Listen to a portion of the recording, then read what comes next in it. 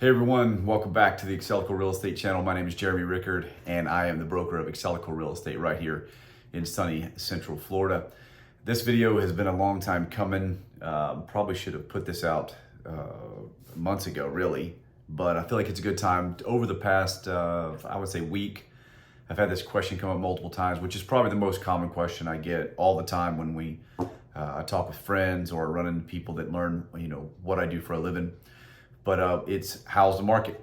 Yeah, pretty open-ended question, really. I mean, there's all different kinds of answers you could give, but sometimes what happens when agents are asked that kind of a question and they really don't know how to respond or how to answer, they will respond with something that's affirmative.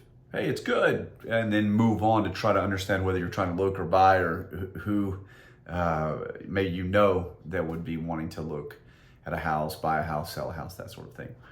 But I want to do this video because I think it's gonna really help to put some numbers, put some data to really what is happening right now in the housing market and the housing industry. I've got lots of data kind of surrounding me, so if you see me looking down more than normal, that's what I'm doing. But now when I've had that question again come up a couple of times this past week, and the way that I answered that question was with one word. And that one word is the real estate market is slow. Now, generally speaking, you may hear that word and think that's a negative. And I'll try to explain why I don't believe that to be a negative right now. We need the real estate market to be slow. Currently, right now, we have some dynamics that haven't occurred in the market in a long time, which is very high interest rates comparatively. I mean, in the course of history, they're maybe about closer to average. But they, comparatively to what we've been used to, especially since the 2000s, is very low interest rates, sometimes even in the twos. And so now we're starting to see interest rates in the high sevens. And that has thrown people, I think, for a loop psychologically, which that's totally understandable. Because what happens when interest rates go up, what happens when inflation happens, as we have happening in our country or have had in our country over the past couple of years, is the buying power of your dollar just goes down. And then you're looking at maybe having to rethink the larger house or the next move. And especially if you're one of those individuals who has a low interest rate. I think 85% of Americans right now have a sub 5% interest rate. So when people might be apt to sell, they're thinking about selling, about maybe moving up to a larger house. Not only is the house going to be more expensive because the prices have appreciated over time, but when you add on an interest rate that's that high, it's no longer necessarily a positive move to the extent that you have to pay out for that positive move. So a lot of those individuals that have those lower interest rates are just staying put, which I totally understand. So if there's not a real compelling reason to move or to sell your house, you got to move out of the state, you get a new job, you have a small house, you have more kids, those kind of compelling moves that force you to need more room or more space or different location, you're probably just going to stay put. Now, what that does is it constrains the supply on the market. So although we have high interest rates, typically when prices would go up and people would hold back from purchasing those things, you would assume that over time prices would come down because the supply of that particular thing would go up.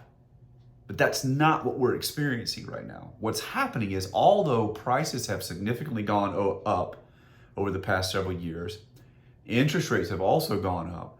What's happened is there are individuals, especially in Florida, that are moving here with excess capital that are able to continue to buy the number of houses that are actually being put on the market. And so what that in our industry, we look at two different factors to tell us whether we're still in a buyer's market or a seller's market, and what kind of things we might have to overcome with our clients. And one of those factors is called the absorption rate. How fast are homes being absorbed into the market and then sold, and that translates into our month supply. So I just did Tampa just to kind of give you a nice round number, and this is over the last 30 days, okay? So we're figuring our absorption rate over the last 30 days. The absorption rate in Tampa is 26.5%. And that might not mean anything to you, but if you translate that into month supply, we get 3.8 month supply. Now, what that's saying is of all homes, now we're talking condos, townhomes, villas, single family homes, the whole gamut of homes, right? 3.8 months supply. That is, in our industry, excessively low. It's excessively low.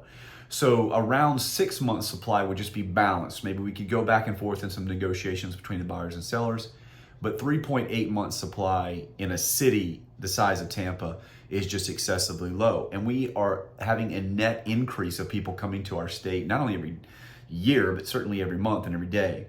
So when we have a net increase of people coming in, they're going to have places to live. You've probably noticed a lot of apartment complexes going up to satisfy the demand for those people who would buy a home, but for one reason or another, maybe they can't find the home in the location, they can't find the price, or they've been outbid, or whatever, myriad of reasons why they can't.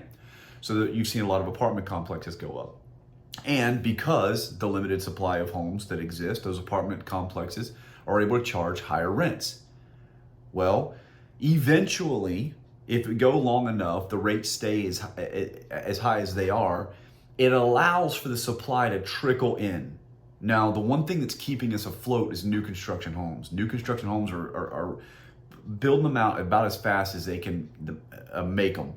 The problem is they're probably still 3 to 4 years out from satisfying the level of demand that we currently have.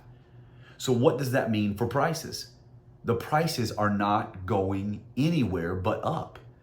So the reason I tell you this, if you're a buyer, although interest rates are high and the prices are going to continue to go up. So if you're one of those buyers that says, I'm just going to wait because I think that either the market's going to crash, which as a side note, I've been hearing that phrase since 2019. And then the next year when it went up by more, I heard it again. Then the next year in 2021, I heard it again. Then 22, 23, I keep hearing that. But the markers aren't there. The markers are nowhere near there. So that, let's just say over the course of history, real estate's going up, somewhere around that 3.5 to 5% range year over year on average. And I'm just going to use 3%. So in Tampa, over the last 10 days, the median sales price in Tampa, and the median is dead center, which means half of them are above that and half of them are below that. Dead center price in Tampa is $400,000. The average sales price in Tampa is $581,000. Now, if we just utilize 3% year over year, that $400,000 median price, and again, that's condos, townhomes, small, big, investment, all of them, right? $400,000. That median price is going to go to $412,000. Now, if you get in at $400,000 at a higher interest rate, and interest rates come down, you can then refinance and have the benefits of the lower interest rate. But there's no way to turn around and to grab that $400,000 price then when it's up to $412,000. So if you're waiting to get in the market, you may be doing yourself a disservice. Now, there's all kinds of things that could transpire there. You say, Jeremy, there's a limited supply. Agreed. So the reason that you can use that to your advantage, and because the market is slow, sellers are not selling in 3 to 5 days typically. In Tampa in the last 10 days, average marketing time is 31 days now. So you've got a little bit of time. And there are situations where you can negotiate with the seller to get concessions back so that you can buy down the rate for a couple of years.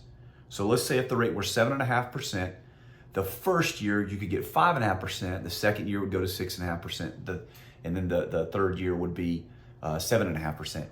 With the idea that the understanding being that the rates would be down low enough then you could refinance.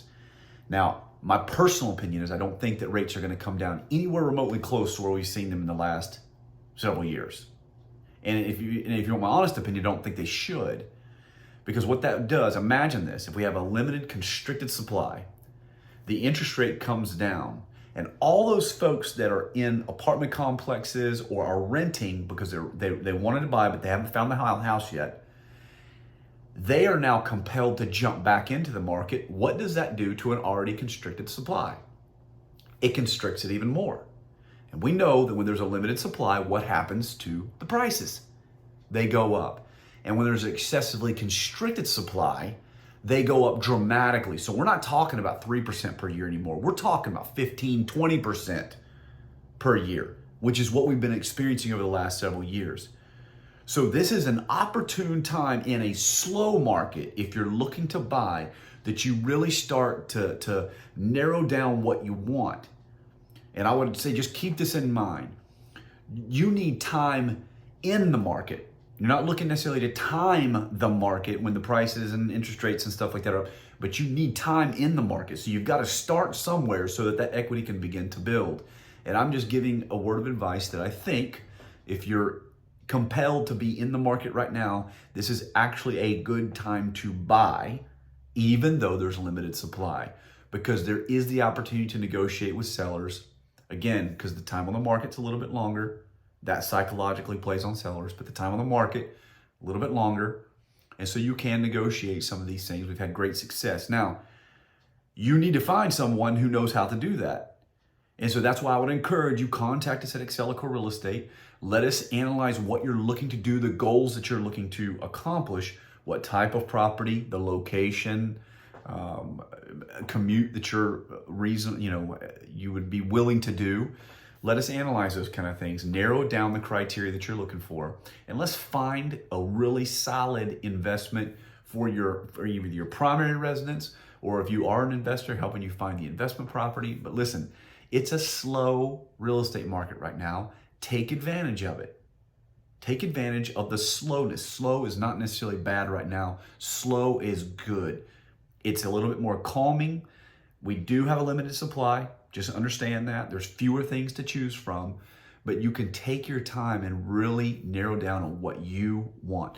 So when you're ready, contact us here at Excellecore Real Estate. You can follow us on all social medias. ExcellecoreRealEstate.com is our website.